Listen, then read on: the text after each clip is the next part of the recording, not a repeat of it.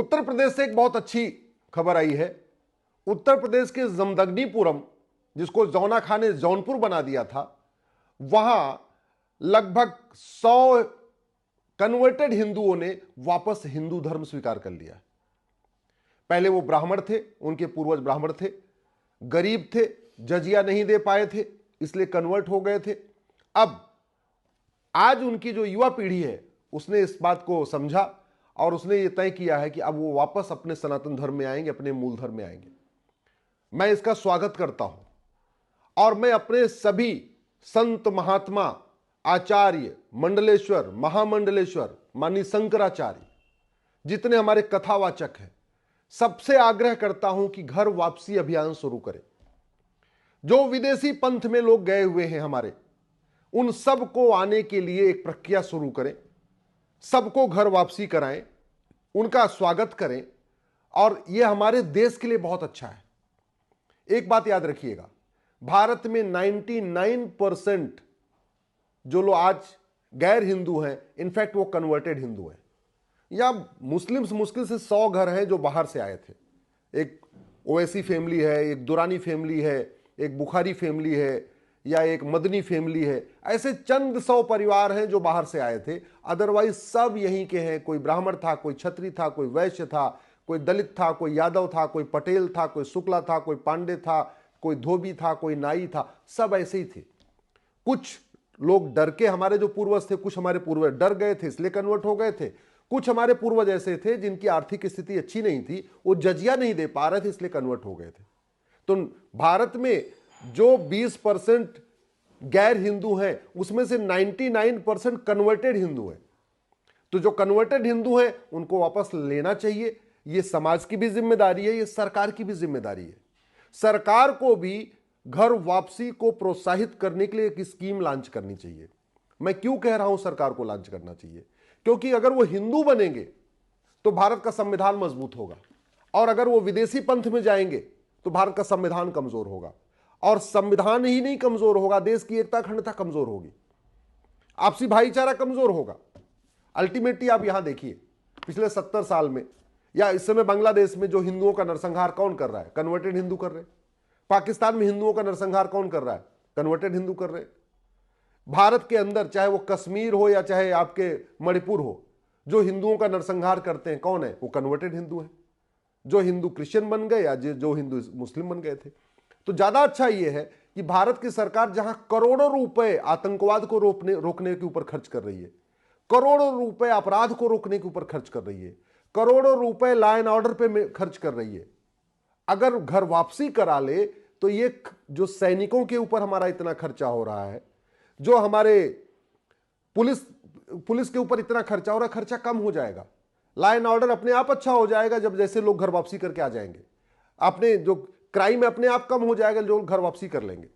तो सनातन धर्म को मजबूत करना और जो गैर सनातन में चले गए उनको घर वापसी कराना, ये केवल समाज का कार्य नहीं है, ये केवल धर्मगुरुओं का कार्य नहीं, ये कायदे से सरकार का भी कार्य है। क्योंकि सरकार, सांसद, विधायक, मंत्री और जज संविधान में शपथ लेते हैं। क्या शपथ लेते हैं? मैं देश की एकता अखंडता मजबूत करूंगा।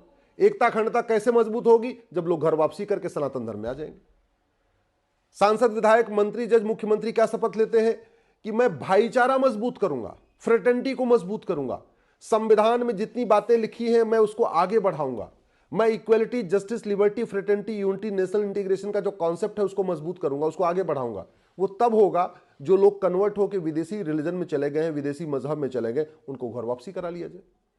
तो संविधान भी यही कहता है कि घर वापसी कराना सरकार की ड्यूटी है। संविधान कहीं ये नहीं कहता है कि आप लोगों को कन्वर्ट हो जाने दो विदेशी मंथ में ना। आर्टिकल 25 में जो फ्रीडम ऑफ रिलीजन है वो subject to public order, health and morality है। उसमें 3 लिमिट है। आप ऐसे मजहब में नहीं जा सकते जो पब्लिक ऑर्डर डिस्टर्ब करता हो, ऐसे मजहब में नहीं जा सकते जो लोगों का स्वास्थ्य खराब करता हो, ऐसे मजहब में नहीं जा सकते जो नफरत फैलाता हो, ऐसे मजहब में नहीं जा सकते जो संविधान का इक्वलिटी को मानता ही नहीं। भाई संविधान कहता है ना, सब एक समान है, equality before law, equal protection of law, no discrimination, equal opportunity, ये संविधान कहता है। तो यानी उसी मजहब को, उसी धर्म को प्रमोट, सनातन धर्म को प्रमोट करना सरकार की ड्यूटी है, क्योंकि सनातन धर्म ही सबको समान अवसर देता है। सनातन धर्म ही भाईचारा सिखाता है, सनातन धर्म देश की एकता अखंडता को मजबूत करता है, सनातन धर्म वंदे मातरम सिखाता है, सनातन धर्म नारी तू नारायणी सिखाता है। भारत के संविधान में लिखा हुआ है कि महिलाओं की स्थिति को अच्छा करने के लिए आप अलग से कानून बनाइए। सनातन धर्म महिलाओं को पहले से ही अच्छा मानता है, पहले से ऊपर रखता है। जननी जन्म भूमि स्वर्गादिप गरीयसी, ये सनातन धर्म ही सिखाता है।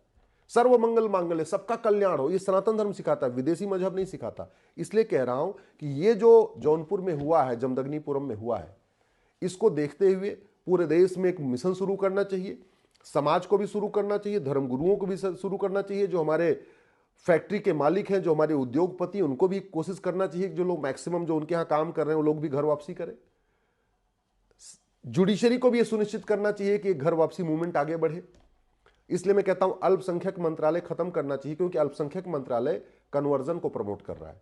अल्पसंख्यक मंत्रालय की बजाय घर वापसी मंत्रालय शुरू करना चाहिए कि भैया जो जो घर वापसी करेगा उसको हम 2 लाख रुपए देंगे या 5 लाख रुपए देंगे। एक पर्टिकुलर अमाउंट शुरू करना चाहिए, वो बहुत फायदा करेगा, भारत की संस्कृति मानेगा। अब बात आई कि घर वापसी कराएं तो उनको किस जाति में ले जाएं।